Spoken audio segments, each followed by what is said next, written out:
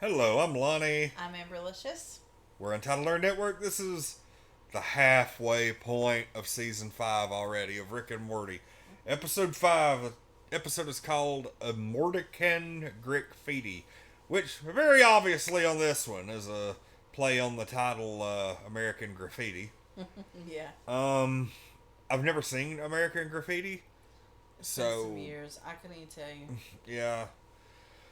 Um, okay, so we've got two main plots in this episode. One is Morty and Summer have a transfer student, a new kid at school over to, I guess, try to impress him and, Yeah, they're get in hanging good. out.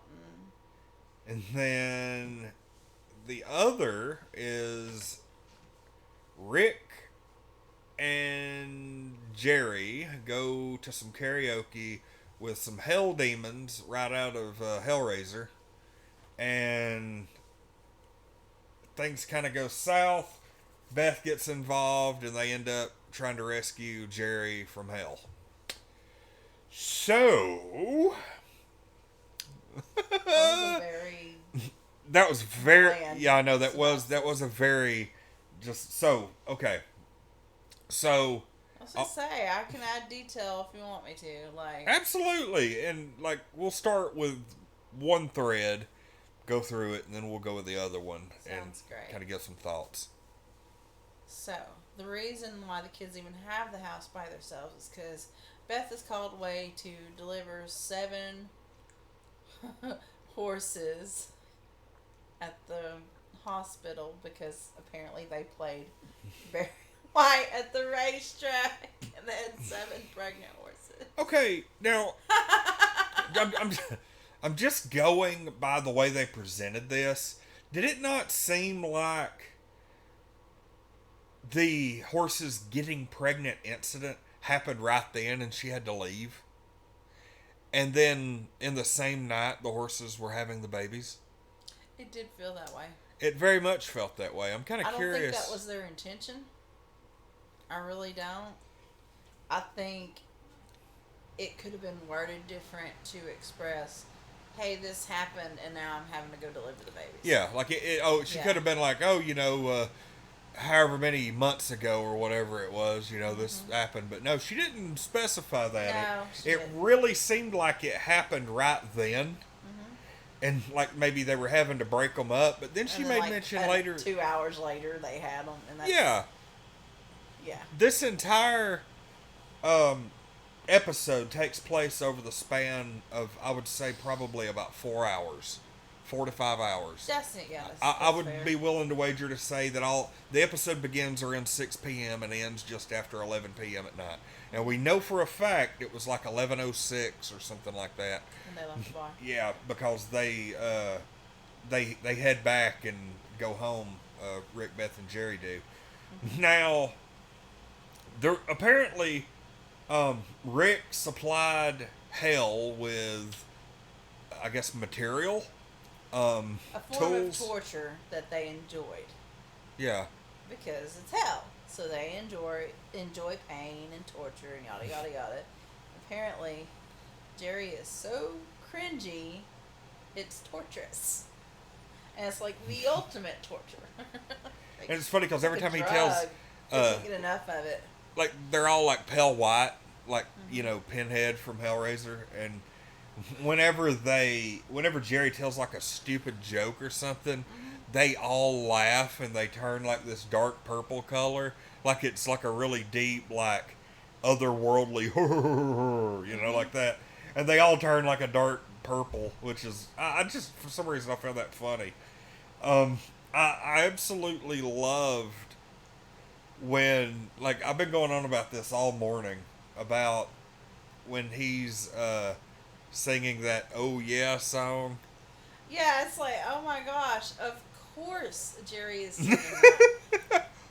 Because the only other appropriate song for Jerry to sing would be Tequila. And that's because, Jerry's not the smartest. So he needs something with simple words. And so I gave him a little more credit and let him sing "Oh Yeah" instead of tequila.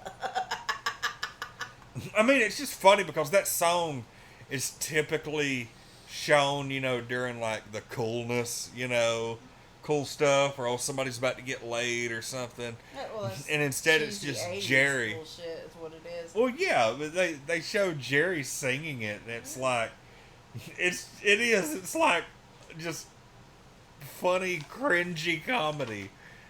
And I thought that was freaking hilarious. But that's why the kids were by themselves, because, it was guys' night, as Rick said. Yeah. And Beth is like, what the fuck? But she's like, never mind. Gotta go deliver these horse babies. Gotta deliver these foals. But eventually, Jerry finds out. Well, Beth comes back to the karaoke bar, like, after hardly any time. And yeah, she finds them on the phone. They got, she's got the tracker app, and she like finds them there. Jerry tracker. And she's like, what the hell is going on? And, like, all the hell demons love her. Oh, yeah. Your dad said you were so cool. And she was like, he did? And of course, immediately she was like... Starts drinking with them. Yeah, starts drinking with them. They, once that... Jerry eventually finds out that they're all laughing at his expense. Yeah. He gets pissed off, and once he becomes wise to it, he becomes like... They don't want to be around him anymore, and so they end up grabbing him and taking him to hell with them. Oh, wow, yeah. And then Rick and Beth show up to save him, and Rick eventually, like, none of his stuff works because everything Payne they enjoy, and so he has to, like, rig up some kind of machine. And, like, I think it's funny how just over the span of probably 20 minutes, Rick can draw an equation out on a chalkboard and immediately create a high-tech piece of machinery based off that equation. In hell, no less. Right. He just does whatever, I don't even... So yeah, they end up saving Jerry and eventually heading back home. But in the meantime, Morty and Summer, Bruce Chutback was the guy's name, and he's like one of those just really quiet, just plays it close to the vest, just hey, just I They guess. even said that in the episode. They said he played it close to the vest. Yeah. And how apparently, I guess they tell through the episode that I guess he's from a military family or whatever, and he's just kind of following everybody around, which tells me there's a military base pretty close to where they live. I don't know if that's surprising, really. I feel like that's a detail that might come up later. Maybe. I mean, who knows? They never put anything in this show on accident. But yeah, like he comes over and like Morty and Summer are both just bending over backwards to try and impress this guy. Right. Because they both know they're not that cool, and if they can get in with a new kid, they'll at least be a little cooler, Yeah. Of course, that doesn't work out well. He ends up finding Rick's ship outside, and Oh, Lord. look, they actually have a callback because they try to use Rick's ship, and the voice comes on, the same one from the Ricks Must Be Crazy episode where it was like keep Summer safe, and it was like doing all that weird messed up stuff. And she's like, hi, remember me? Keep Summer safe. yeah, trying to get in good with the ship. Yeah. But yeah, they end up just the ship goes offline after they argue with it, and they take the ship out and just start raising hell all through the galaxy. Which is funny because they only had like 3 or 4 hours to do this. Right. You think? They went maybe. to that place where the mailboxes are alive and beat them up. It's funny. Yeah, they were playing freaking mailbox baseball in a world where the freaking mailboxes were people, and I'm like, my God. Oh, and by the way, that scene was in the opening credits. So that's the first opening credits scene this season that we've seen in an episode. Yep. So if I'm missing one, feel free to say Leave it something. in the comments. Yeah, I don't think I am though. I've been watching for that, and so they go through all that crap. The ship comes back online, and it was like, hey, I got proof that y'all did all this crazy stuff. Rick's gonna kill you when he finds out you messed with his ship. And there was like, y'all are gonna let me do whatever I want now. And the ship just freaking goes on a spree, like worse than anything they ever did. For the most part. She was dragging the whole solar system behind her. Yeah, there was like a Galactus. Like a, legally safe Galactus was chasing them.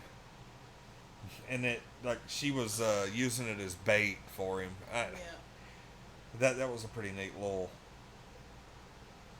I don't know, I guess they just assumed that that's one of the tropes that is in every episode, or is in, just in science fiction in general. Well, they mentioned MCU. Oh, yeah. This episode, so. Are the creators fans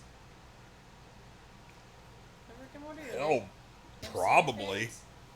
Well, maybe that's why. I don't see why they're they. excited, that it's been this long since we've had a new Marvel movie in theaters, yada, yada, yada. I mean, it's hard not to reference pop culture in general. I think a lot of Rick and Morty fans and a lot of the MCU fans, I think if you had the circles, there's a big part of that that's going to overlap. You think if you had a Venn diagram, there'd be overlapping? Almost evenly. Nah. There would be slivers. Nope. You don't think disagree. Disagree. I know plenty. I have talked to plenty of MCU fans that are not Rick and Morty fans. Man, really? They must have never watched it. No, Rick and Morty's not everybody's cup of tea. I know. I know this is your favorite, but I'm not saying that there wouldn't be any overlapping, but it's not as big as an overlap as you're making it. Thought it was. No, it wouldn't. That's another thing. Wouldn't it be half? I think. How many? So you think, okay. I think it'd be like a third. Do you think there are more Rick and Morty fans that are MCU fans, or more MCU fans that are Rick and Morty fans? Say that again? I guess that didn't make sense, did it? No. Okay. Did not. I'm having like this math thing going on in my head, and I just totally fucked it up. Never mind. Yeah, let's just move on. Oh. Let's move on to the rest of the car story. Yeah. So, yeah, they end up meeting these Transformers, which they call Shape-formers. Change-formers. That's what they call them. I was like, oh my God. Just a complete Transformers ripoff. The ship ends up getting the hots for one of them, and so they fix the ship up to look like a Transformer so that they could get in, and so things backfire. I guess their craftsmanship wasn't that great. The head falls off. They find out that she's an actual ship and not a change-former, and they end up laughing at her. One of the robots actually pukes on her. Yeah, the one that she had the hots for. Yeah. Can't believe I touched you. Blech.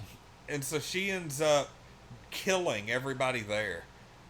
Like, they kind of give the impression like she wiped out the whole area or the whole planet or something. It feels that way. So they did that, and then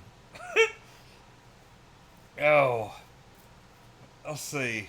I'm making sure I'm not missing anything. Well, she had to bust them out of jail.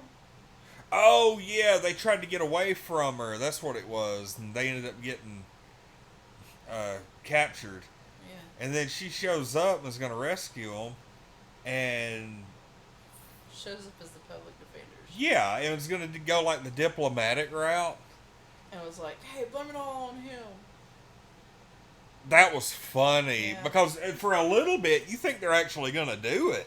Right, they considered it for a minute. Yeah, They were like that's the "No." way the show may have gone 2 seasons ago. Yeah. But I feel like this season so far is doing a really great job of kind of screwing with everybody's expectations. It's putting them in situations similar to what they've been in before, and you think that the outcome is pretty well cut and dry, and they go a completely different way with it. That's happened a lot this season. It has. Where they're like, "Oh, you know what's about to happen," and then it just never happens. It never happens. Yeah. Just 2 episodes in a row minimum. I don't really know if we could say that about the Planetina episode or not. Yeah. And then the Mortyplicity was just kind of a mindfuck in general. And then the one with Mr. Nimbus, the premiere, I feel like that went a completely different direction too. It's just, this has been a mixed bag of flavors. I still stick to him and Rick were lovers. Oh yeah. That's my fan theory on that. I swear to God, him and Nimbus were lovers. I mean, I think that it was while Rick was with his wife. Mm-hmm. Yeah, you added to that and was like, it's a triad. Yeah, I think that they were all three a thing, much Probably. like he did with. But then they became a lot closer, I think, instead of just a random three-way. Yeah. You almost feel like maybe something happened to Nimbus way back when, similar to what happened to Rick, to made him just kind of hop around with people. Yep. But you never know. Maybe they were still together when she passed. Maybe, and then that drove them apart. Yeah. Holy crap! Okay. Okay, we're on a whole nother episode. Interesting. Yeah, but I mean that's what happens. Well, anyway. So. Oh, okay. What I was saying a while ago, and let's see if I can make sense of this, okay? Okay. Okay, so people who are MCU fans, right? Yes. How much, which fandom do you think has a bigger chunk where they're fans of the other one? Like, do you think more MCU fans also like Rick and Morty? Or do you think more Rick and Morty fans also like the MCU? That's what I meant to say. I understand what you're trying to ask now. Yeah.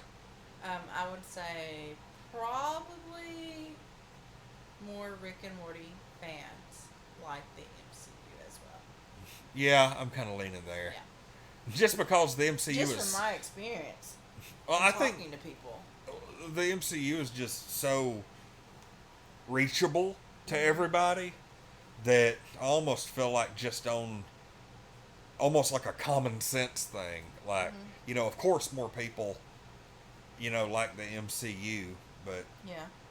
that would make it kind of difficult for Rick and Morty to match that.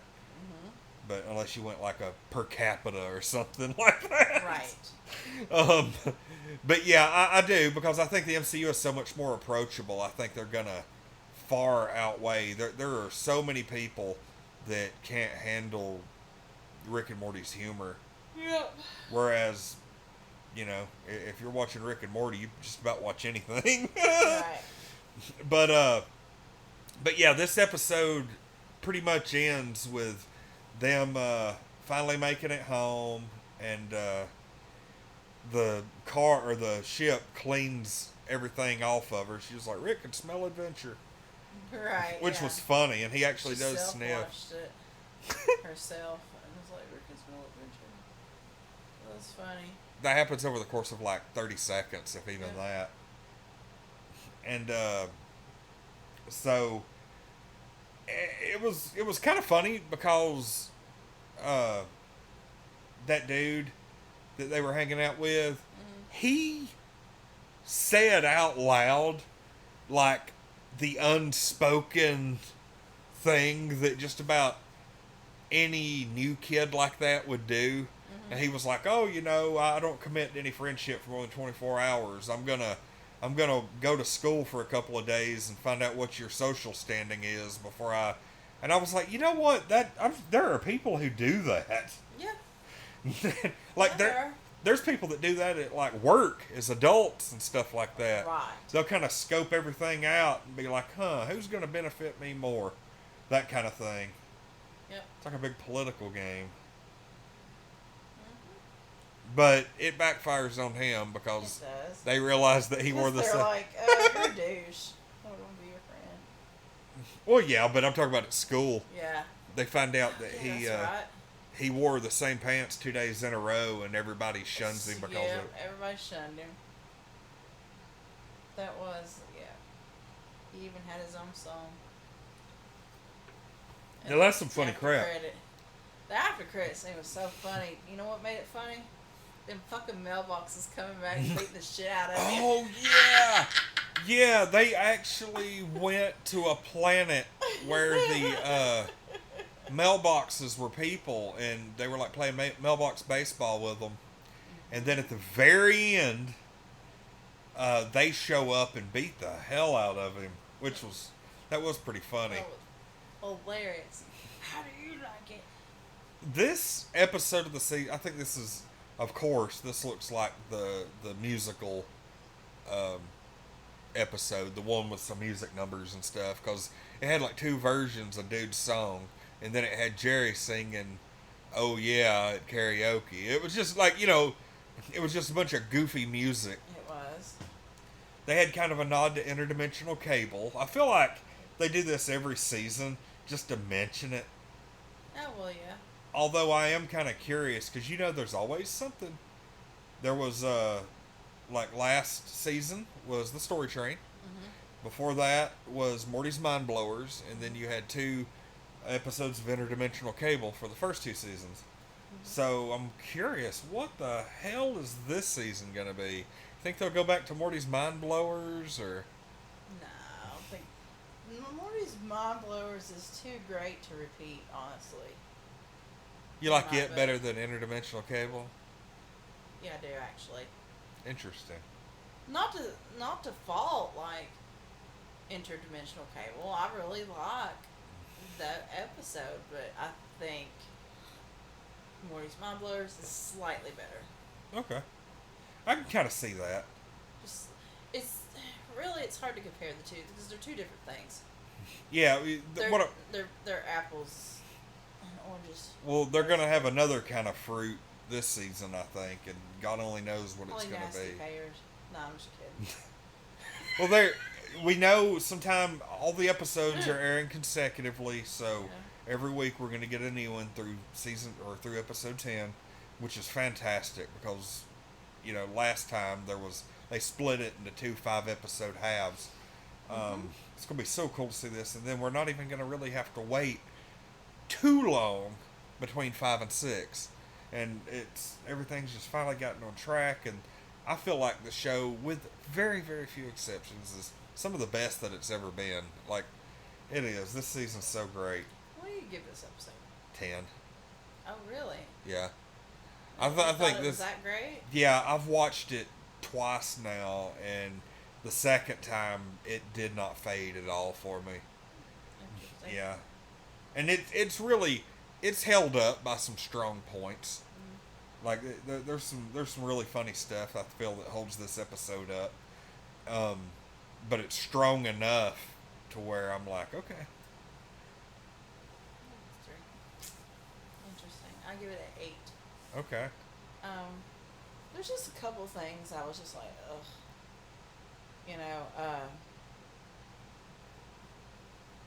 I was really enjoying the plot of the spaceship until it was like, y'all are gonna help me lose my virginity, and I was like, so fucking lame.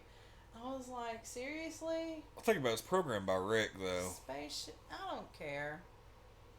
A spaceship would help me lose my virginity. No, that was the dumbest shit. Rick wouldn't give 2 shits about a spaceship having a virginity. No, but the ship has an artificial intelligence. Yeah, it was dumb. Well, you never know. The ship probably watches TV or something. It was dumb. Whether the ship watches TV, like you just said, or not, it was dumb. It really took it down. I was like, really? Attracted to a fucking changeformer. Which changeformers were neat, but I don't know. I mean, hell. Wasted. Could have done something so much better with them. It's like virginity's overrated anyway, but that's another conversation for another time. Anyway, don't get the reference, but okay. Or were you just talking shit? No, I was just talking shit. Oh, okay. There was something else that happened, and I was like, I don't know what it was. Trying to think of what it was, and I was just like, the whole them having to the whole while they were in hell thing. That's what it was. Well, this gives me pain, but it gives me pleasure, and it was so overused. It was. God, it was so overused. Like, I mean, there was some really funny parts, and that's why it got an 8. Because if it hadn't have been for really the end credit scene with the mailbox people and Jerry singing and that sort of thing, it probably would have got a 7 in my book. Because I've just seen them do better stuff. I have. Yeah. I've seen them do better stuff.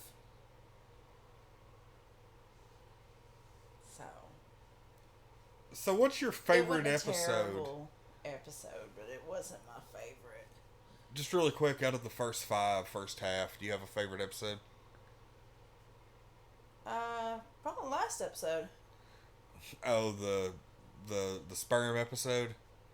That was really good. It was. The one before that, though, with Plantina. Well, not the one before that one. Yeah. Plantina was my favorite. I gave that one an 11. Planetina's number 1 for me. Number 2 is... God, it's pretty much a tie between last episode and the Nimbus episode. Mm-hmm. And then this one. And then Nimbus episode was a rockin' season premiere. Yeah. For real. But Plantina, it's gonna be hard to top that one. Yep. Okay, well, that's gonna be it for that one. Mm-hmm. We're not doing Loki because Loki is done. Till next season. Probably next time we'll be on here with the Disney Plus show is going to be What If. That's going to be fun to chit chat about. Yep. So that's going to be it for this, and we'll be back next week for another Rick and Morty, and that's going to be all we're going to be reviewing for a little while. So we'll see y'all next week. Another instant where we have spent as much time talking about the episode. As long as it is. Well, we got on a tangent for a minute, but... Yeah, we did. Anyway, see y'all next week.